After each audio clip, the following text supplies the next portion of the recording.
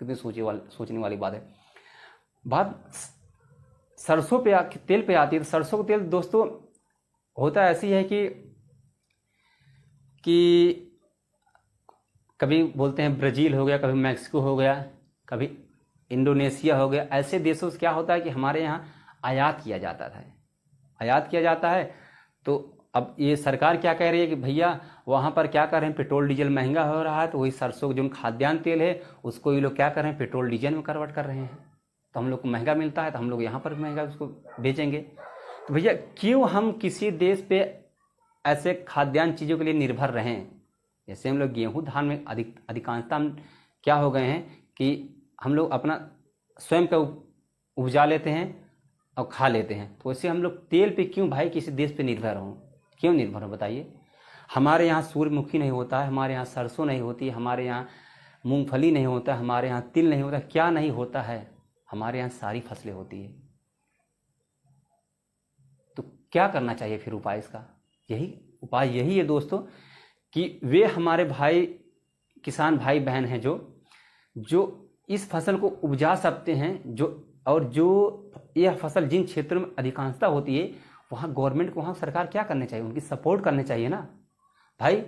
नहीं स्थितियाँ तो स्थितियाँ उनको बनवाइए ना। हम बहुत ज़्यादा मिसाइलें हम आकाश में उड़ा देवे, लेकिन आम जनमानस हमारे मरत रही तो मिसाइल उड़ा के हम क्या करवे। लेकिन हाँ ठीक है, वो एक अलग वैश्विक छवि होती है, उसको ध्यान देना जरूरी है। लेकिन सबसे पहले हमारा मोटिव, हमारा उद्देश्य क्या होना चाहिए, हमारे यहाँ आम जनमानस होना चाहिए ना। तो उन क्षेत्रों में आप बड़ी ऐसी प्रौद्योगिकी उपयोग करिए कि वहाँ पर सरसों का उत्पादन ज़्यादा हो, जहाँ पे तिल का उत्पादन वहाँ पर तिल का उत्पादन ज़्यादा, जहाँ सूर्यमुखी तेल वहाँ सूर्यमुखी, जहाँ पर मूंगफली, वो ये सब आप व्यवस्था करिए ना। व्यवस्था कौन करेगा, आप ही ना करेंगे। जिम्मेदारी कौन लिया, आप लिए। जिम्मेदारी किसको दी गई, आपको ना दी गई है। तो हम सवाल किससे उठाएंगे, आपसे ना उठाएंगे, हमारे जनमानस किससे सवाल उठाएगी। दोस्तों एक उदाहरण से आप समझिएगा कि हमारा घर परिवार होता है, घर परिवार में एक मुखिया होता है। तो हम लोग का कर्तव्य क्या होता है कि हम लोग मुखिया के अनुसार चलें, मुखिया जो कहे हम लोग उसके अनुसार चलते हैं, अपने कर्तव्य का निर्वहन करते हैं उसके अनुसार। मुखिया क्या करता है, हम लोग की सुरक्षा करता है, हम लोग के बारे में सोचता है कि हाँ कैसे इन लोग का भरण पोषण हो, कैसे इन लोग का भविष्य सुरक्षित रहे। तो वैसे हम लोग को एक अधिकार दिया गया है कि वो 5 साल में आता है, वो वोट देने का या चुनने का अधिकार। तो हम लोग चुनते हैं 5 साल में एक बार। किसको चुनते हैं, एक मुखिया को ना चुनते हैं, जो सरकार के रूप में एक मुखिया को हम लोग चुनते हैं, अपने कर्तव्य का निर्वहन करके उस मुखिया को चुनते हैं। तो मुखिया का भी कर्तव्य क्या होना चाहिए, मुखिया का भी दायित्व क्या होना चाहिए कि आम जनमानस का रक्षा करना, आम जनमानस की उम्मीदों को खरा उतरना, आम जनमानस की उम्मीदों को पूरा करना, उनकी आवश्यकता को पूरा करना, उसके कल्याण के बारे में पूरा करना। सोचिए हम जन कल्याण की बातें करते रहेंगे और यहाँ पर बेचारे जन मरते रहेंगे। मतलब जन की जान जा ही रही है तो कल्याण हम रख के क्या करेंगे। सोचिए कल्याण जब रख के क्या करेंगे। इस पर क्यों सरकार बात नहीं कर रही है, क्यों बहस नहीं कर रही भैया स्थिति कैसे सुधारी जा सकती है। यहाँ तो हो क्या रहा है दोस्तों, बस 2 ही 4 मुद्दा है, हिंदू मुस्लिम मंदिर मस्जिद। अगर हिंदू मुस्लिम मंदिर मस्जिद के आगे गए तो बस पार्क का नाम बदलना, रेलवे स्टेशन का नाम बदलना, और क्या कहते हैं एयरपोर्ट का नाम बदलना, सड़क का नाम बदलना। साथियों सोचिए कितनी गंभीर स्थिति है, क्या मतलब मानसिकता सोचिए, क्या सोचिए कैसी इनकी सोच है कि अगर भैया आम जनमानस बचेगा ही नहीं तो कौन मंदिर मस्जिद में जाएगा, कौन पूजा पाठ करेगा बताइए। अगर हमारा पेट भरा रहेगा, हमारे पास रुपया पैसा रहेगा, तभी ना हम हज करने जाएंगे, तभी ना हम वैष्णो धाम यात्रा करने जाएंगे।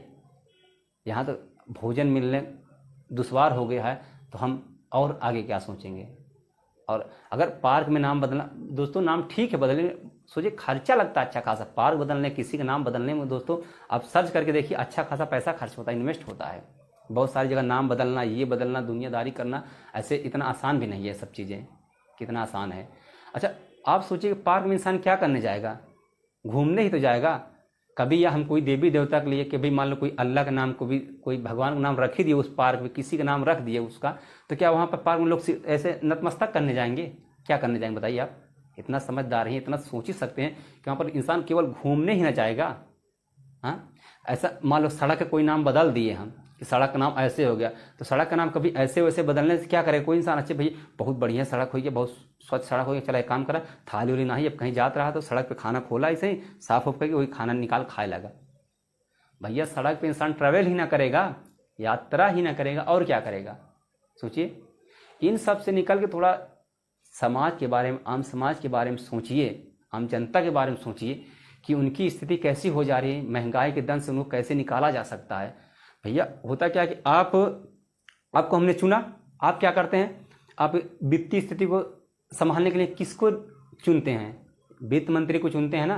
जाहिर सी बात भैया वित्त मंत्री समझदार हुई हैं, जाहिर सी बात है वित्त मंत्री समझदार होंगे ना, तभी तो उनको चुनते हैं। चलो वित्तीय व्यवस्था को आप देखना, आप शिक्षा विभाग में शिक्षा मंत्री चुनते हैं, हमको लगता है भैया वो भी बहुत पढ़े लिखे होंगे अच्छे खासे, वो भी शिक्षा के बारे में समझ ही रहे होंगे, जान ही रहे होंगे ना कि शिक्षा क्या होती है, विद्यार्थी जीवन कितना कठिन, कैसे इतना संघर्ष करना पड़ता है। सोचिए, जन कल्याण या किसान मंत्री, कृषक मंत्री विभाग का होता है, सब मंत्री आप रखते हैं, सब समझदार होंगे ना कि बस ऐसा ही रख दिया जाता है। तो क्यों नहीं भैया बैठ के बातचीत करके इस महंगाई पर, इन सब स्थिति से निजात ली जा सकती है, क्यों नहीं की जा सकती है। ऐसी निष्क्रियता क्यों है। आप हमारे मुखिया हैं तो सवाल हम मुखिया से न उठाएंगे, किसी और से उठाएंगे। लोग क्या कहेंगे, नहीं लोग क्या कहेंगे, सरकार की बुराई करता है, सरकार के पक्ष में, इस पार्टी के पक्ष में, उस पार्टी के पक्ष में। भैया पार्टी सरकार तो एक अलग चीज़ है, लेकिन हमारा संविधान भी क्या कहता है, जन कल्याण के बारे में बात करता है ना। DPSP हमारे लिखी गई है, राज्य का नीति निदेशक तत्व लिखा गया है, क्या जन कल्याण के बारे में बात करता है ना। तो हम लोग सब चीज़ को हटा किसको, एक संविधान को लेकर चलेंगे ना। सोचिए कि कैसी स्थिति बनी है। मैं तो डर रहा हूं दोस्तों इस स्थिति से कि कहीं ऐसा ना हो कि हमारे पड़ोसी देश की स्थिति देख ही रहे हो आज कैसा है पड़ोसी देश। पड़ोसी देश का नाम नहीं लेना चाह रहा हूं, लेकिन आप सर करिए हमारा पड़ोसी देश, इशारा समझिए कैसी उसकी स्थिति हो गई है। कहीं ऐसी स्थिति के राह पे हम लोग ना निकल पड़े। साथियों, अंत में मैं यही कहूँगा कि आप लोग को यदि हमारे बात से सहमत हैं तो इस वीडियो को ज़्यादा से ज़्यादा लोगों तक शेयर करिए।